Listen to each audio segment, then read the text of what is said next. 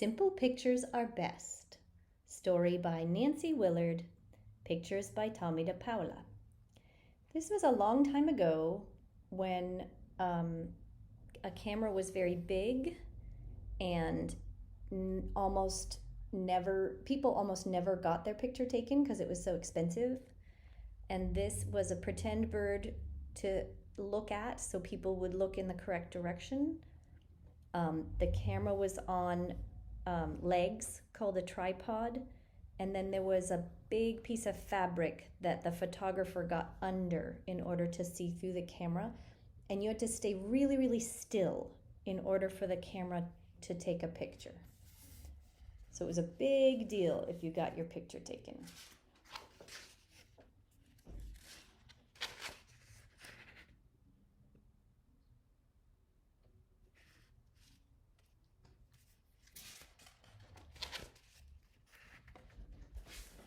The shoemaker and his wife lived in a small house so far from other houses that their road seemed the last road in the world.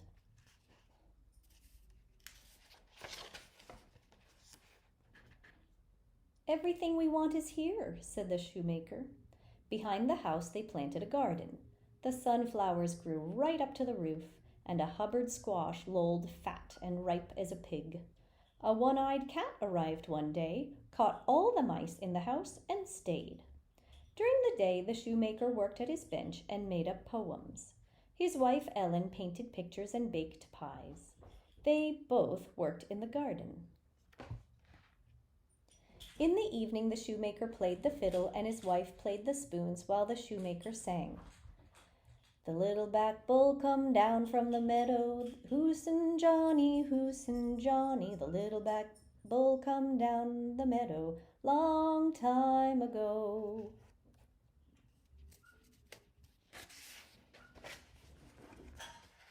One day Ellen said, "Tomorrow is our wedding anniversary.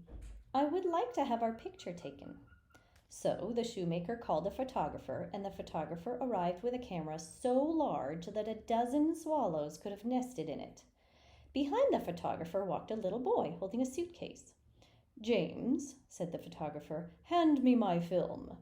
So James opened the suitcase and took out a packet of film, and the photographer put the film into the camera. Then he put the camera on a tripod. "I'm ready," said the photographer. "Where would you like the picture taken?" "In front of the house," said the shoemaker. "In the garden," said Ellen, "to show off our squash." One said yes, and the other said no, and so it went until James said, "Why don't you pick the squash and put the squash in the picture and take the picture in front of the house?"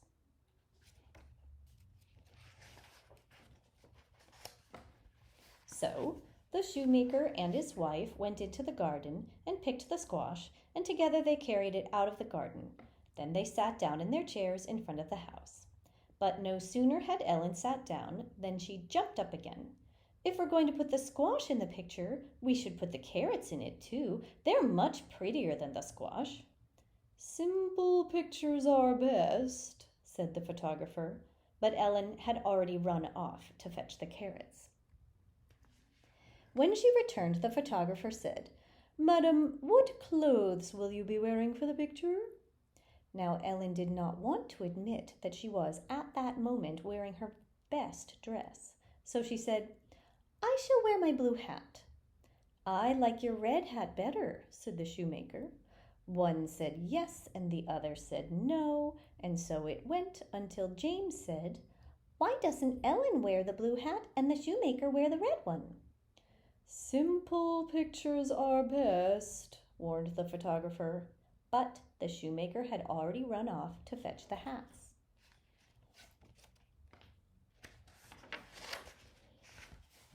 When he returned, the photographer said, "Shoemaker, what shoes will you be wearing for the picture?"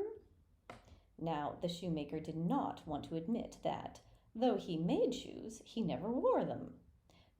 "My old shoes," said the shoemaker. "I like your new ones best," said Ellen. One said yes, and the other said no, and so it went until James said, "Why don't you wear the old ones on your feet and the new ones on your ears?" Simple pictures are best, warned the photographer, but the shoemaker had already run off to fetch the shoes. When he returned, he was wearing his old shoes on his feet and his new shoes on his ears and the red hat on his head, and he sat down with the squash in his lap next to Ellen in her blue hat with the carrots in her lap in front of the house. The photographer threw a black cloth over the camera and put his head under it.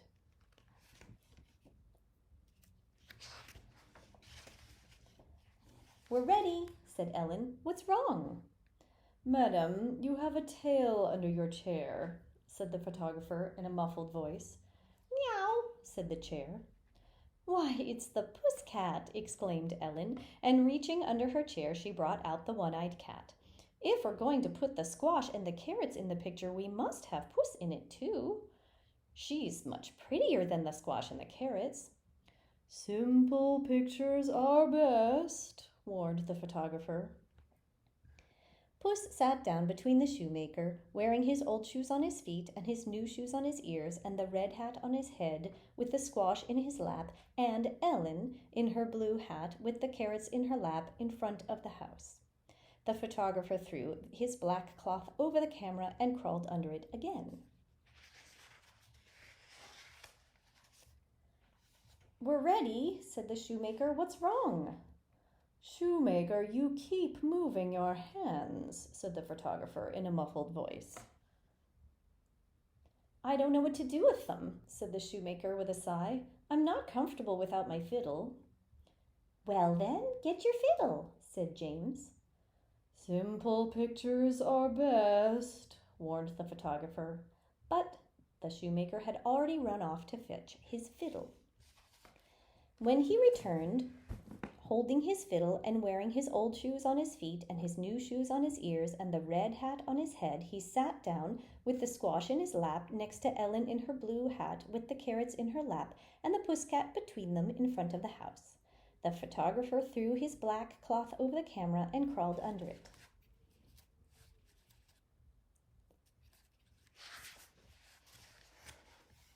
"We're ready," said Ellen. "What's wrong?" "Madam, you keep moving your hands," the photographer said in a muffled voice. "I don't know what to do with them," said Ellen with a sigh. "I must hold something too. I shall hold my spoons." "Your spoons!" exclaimed the shoemaker. "That will look odd unless you're holding a dish as well. You can hold the spoons and the blueberry pie you baked this morning." "Simple pictures are best," warned the photographer, but Ellen had already run off to fetch her spoons and pie. When she returned, she sat down in her blue hat with the carrots in her lap and her spoons in her hand and her blueberry pie in her arms next to the shoemaker, holding his fiddle and wearing his old shoes on his feet and his new shoes on his ears and the red hat on his head with the squash in his lap, and the pusscat sat between them in the front of the house.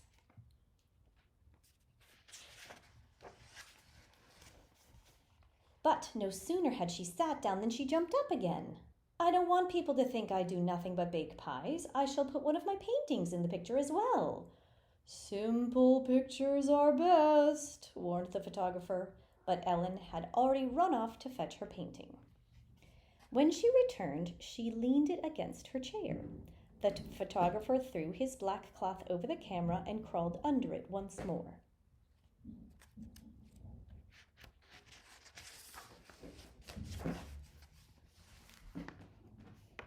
"We're ready," said the shoemaker and his wife. "What's wrong?" "Smile," said the photographer. "I can't," said Ellen. "Neither can I," said the shoemaker. So James ran into the garden and picked half a dozen turnips and ran back to the photographer and began to juggle with the turnips. "Ha," said the shoemaker. "Ho," said his wife, but they did not smile.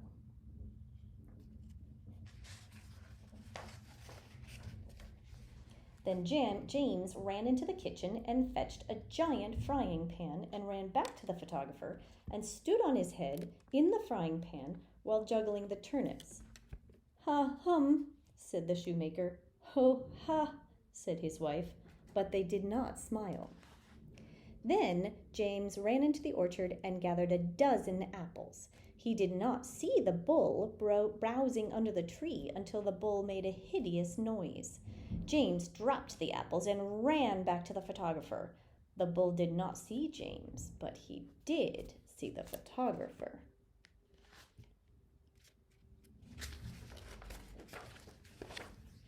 "Ha ha ha!"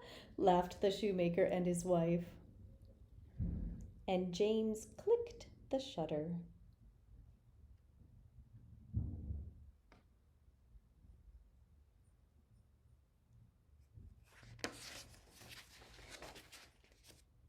Then the shoemaker and his wife jumped to their feet and caught the bull, tied him up, and helped the photographer to a chair.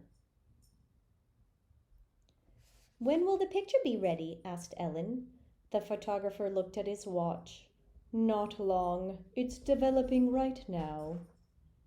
In half a minute, the photographer took out the film and opened it. They all looked.